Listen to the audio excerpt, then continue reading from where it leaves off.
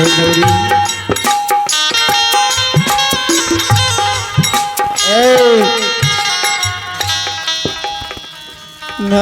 नारे गे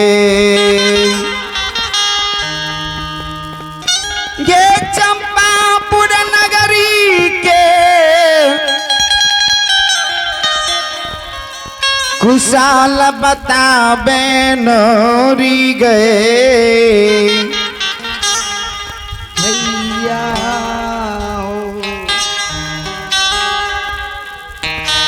नरे। हाँ भैया। ये बहिन सोहदरी महल में या की नहीं है ए ओ भैया जैसे में से तू अपना बहन के श्राप देने गेलो हो हनरी ओई दिन से सोरी गर्दावनी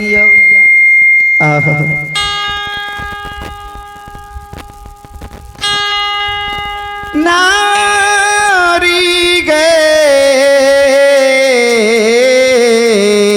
गुरु भगवान हो ये कथिला लोटा में पानी देखा बैचे मेरी। हाँ भैया ये याद करिए से बारह वृष विपतल तोरा दुआर पैलिए तू हमरा कौन भोजन दिल आज सुख के बेरिया लिए तो लोटा में पानी ला के खड़ा भेल ये हो भैया भैया इनमें हमारे कोनो गलती नहीं है भैया। हमरा रानी माँ जना जना कहने गिला हम ना कहने के लिए भैया माफ कर दे भैया। हमरा ये कुला छनी गे की आ गए बोली गए भैया माफ कर देना ये गए बोला गए कुला छनी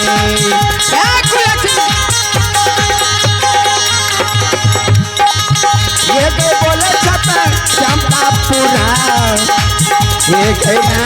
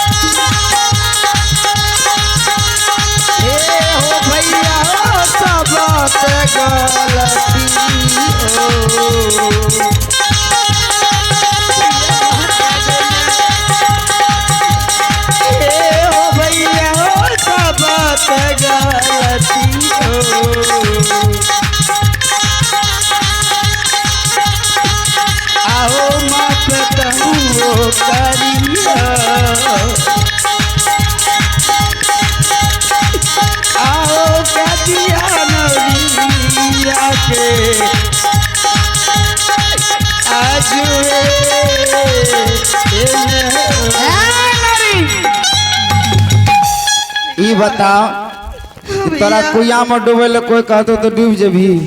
ए हो भैया तोरे आदेश के पालन करी मेरी ओ भैया जैसे में मेरा नीमा के नजदीक छोड़ने गेल रहा भैया। अच्छा ये बता तोरे कब छिया भैया हमारे बहन के दुख सुख में सब बात मानिएगे कना रानी माँ के वचन नहीं मानती है भैया। अच्छा ये बता इनमें हमारे कोनो गलती नहीं है रानी माँ जना जने कहने के लिए हम कहने के लिए भैया सब गलती रानी माँ की छे। अच्छा ओकरे गलती छे भैया तोरा कनियो टा शर्म ने भेलो कि फुची में पानी दले खपा में घोर सतवा दले भैया हमरा से गलती भे गेले भैया माफ कर दे। गई नारी गए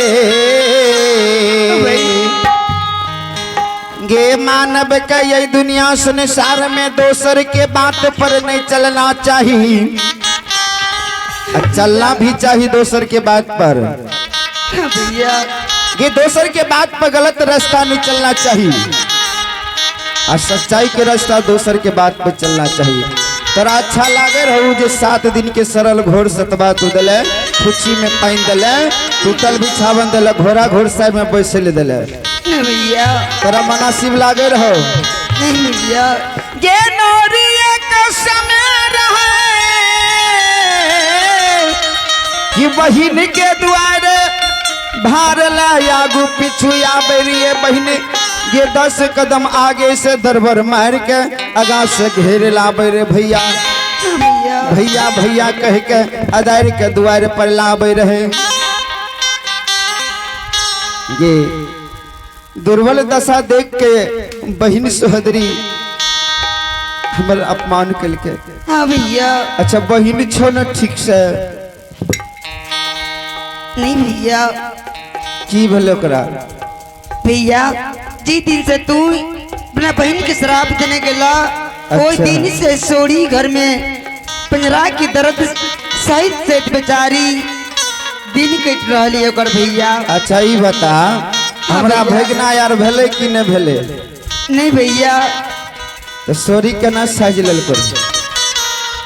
भैया तोर बहन झूठ मूठ के सोड़ी साजने रह।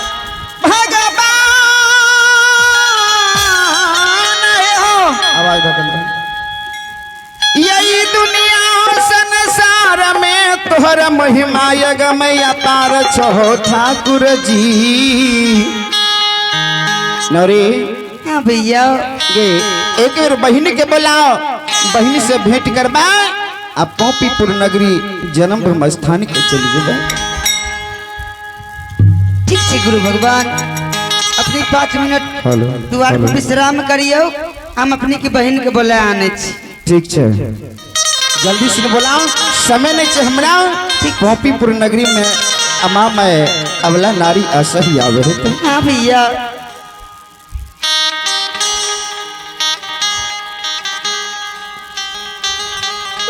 कलिया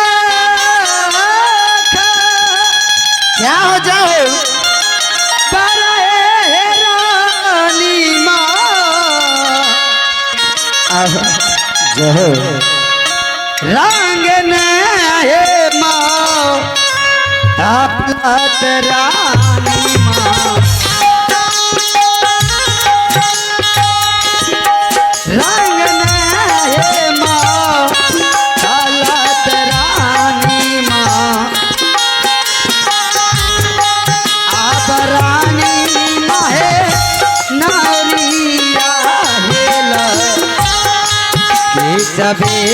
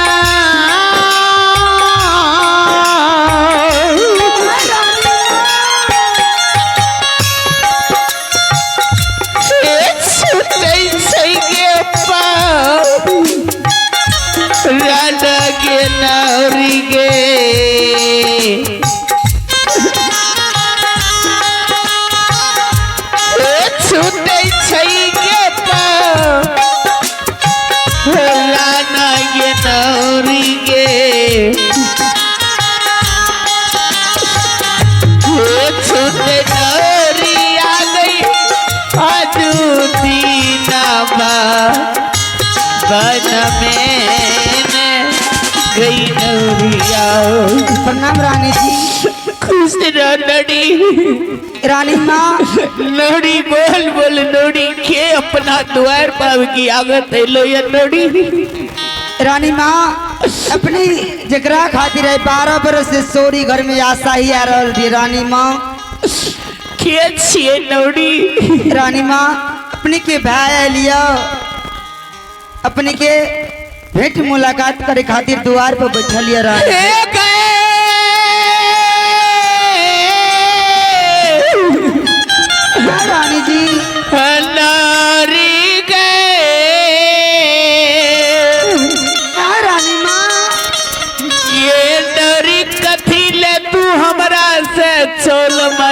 करे छे नौरी गे।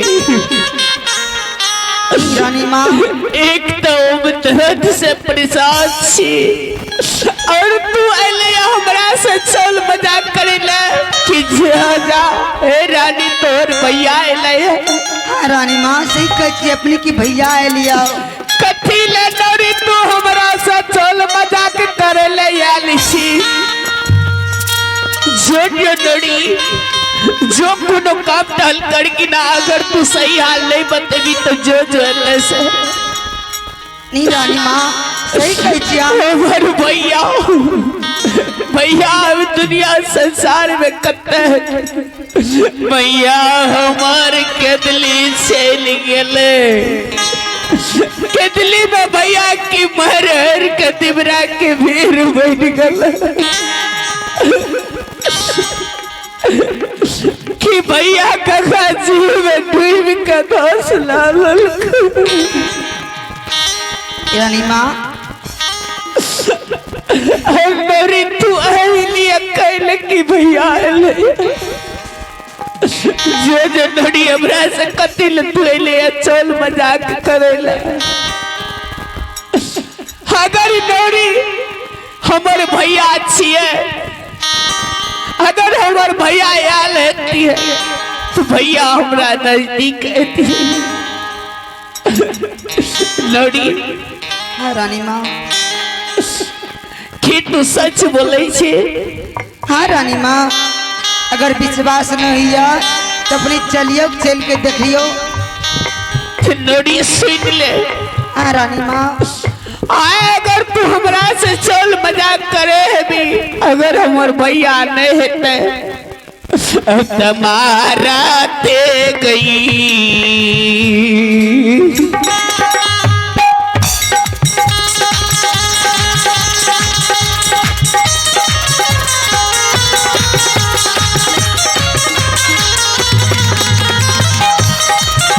नवरिया के मारते गई मारते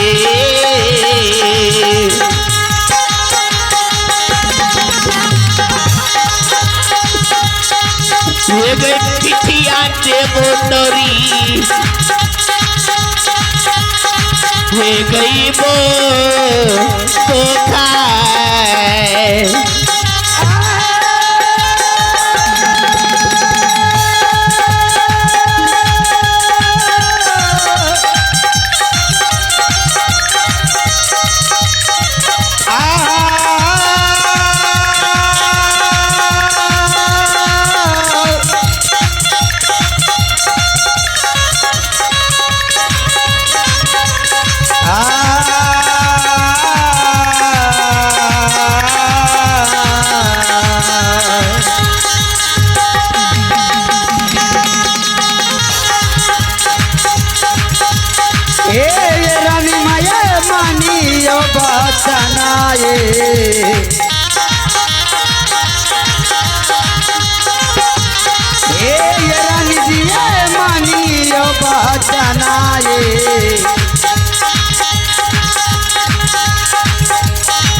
आए पंप पूरना घर में आए मन मका नौरी आए कहानी रानी जी लोड़ी अगर हम झूठ बोले बे तो अपनी के जे मन है से करबे। 101 पे ना मारबो लोड़ी। लोड़ी एक बात सुन। हाँ रानी जी तू तो जाने छी हमरा एक कदम उठल बैठल नहीं जाए छो। हाँ रानी माँ ये लोड़ी को ना उठ के अपने माँ जे द्वार तक जेबे गे लोड़ी सेले तो लोड़ी हमरा तू उठा के लेके चल लोड़ी कहे कि शायद चल गलियो भैया की नजदीक तो ठीक सो नहीं तो लोड़ी ये भैया को बुला कर लेकर चलिए हमरे नजदीक लोड़ी। ठीक छी रानी माँ आगे उठा मैं गई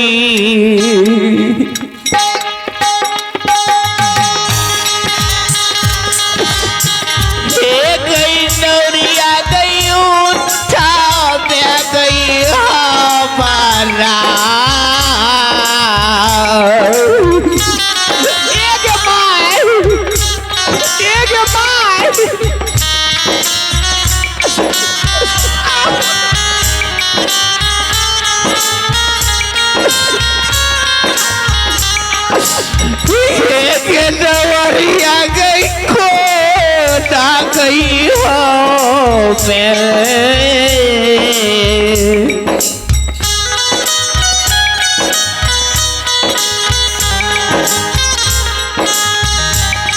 गई जई बहू के गई नौरी के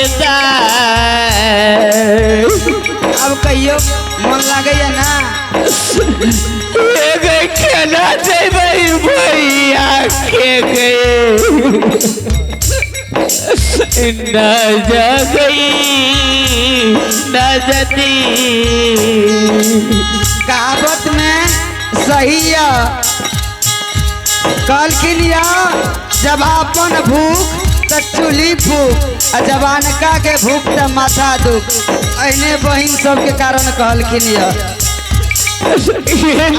अपने पर पड़ल कना कह रहा थे गे नौरी आ जैसे में हमारे गुरु भगवान विपत में रहे चिन्ह से इनकार रहे गुरु भगवान के फुटल खप्पा में घोर सत्तू और घोड़ा घोड़सार में बिछावन दिल लगे रहे ये नौरी जो माथा द्वार तू चल जो नौरी के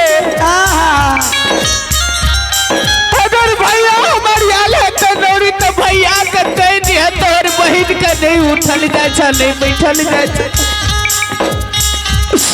आइए आप हैं दान भेजने वाले मनोज मंडल वार्ड नंबर 1 वार्ड सदस्य उनके पुत्र हैं शिवम कुमार जिन्होंने नौरी के पाठ पे खुश होके शानदार 101 रुपये से दान किए हैं।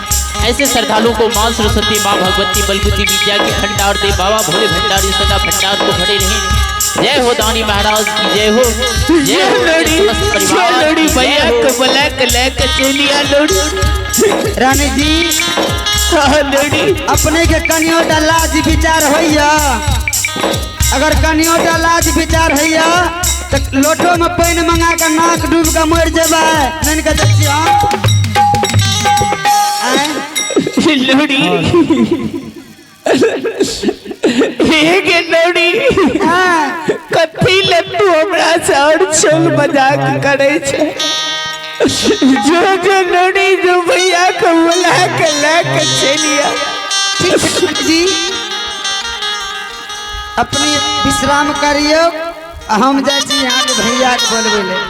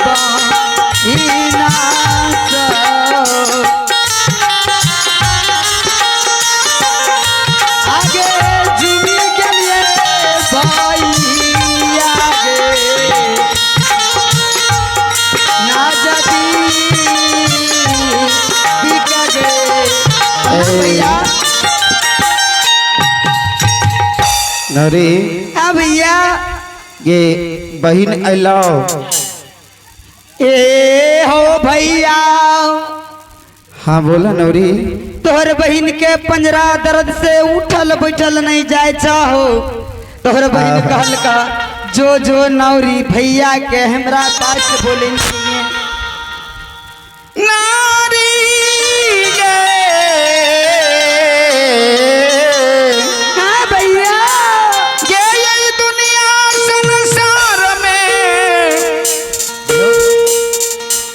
कर्म में जो होइया लिखल जाइए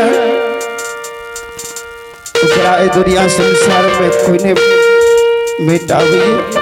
हाँ भैया जे जेहन कर्म करैया वहन फल ये दुनिया संसार में पाबैया।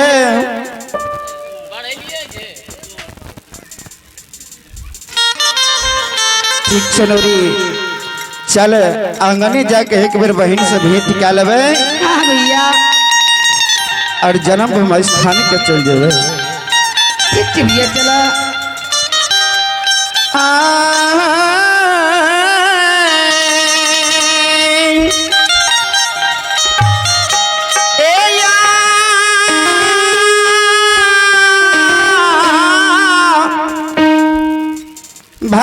भगवान हो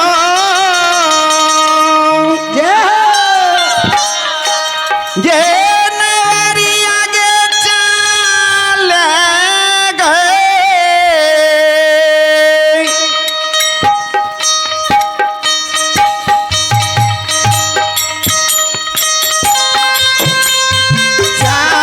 चाले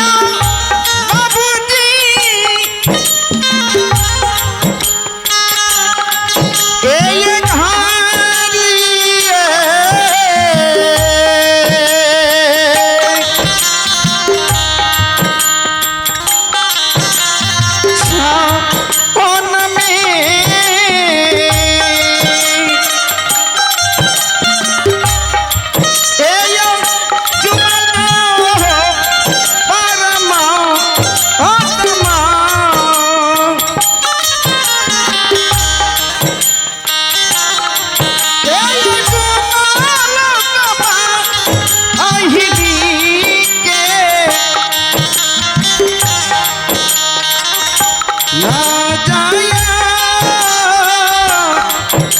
कभी ए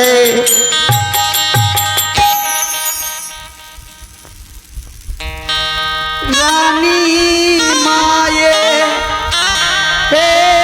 ये रानी माँ।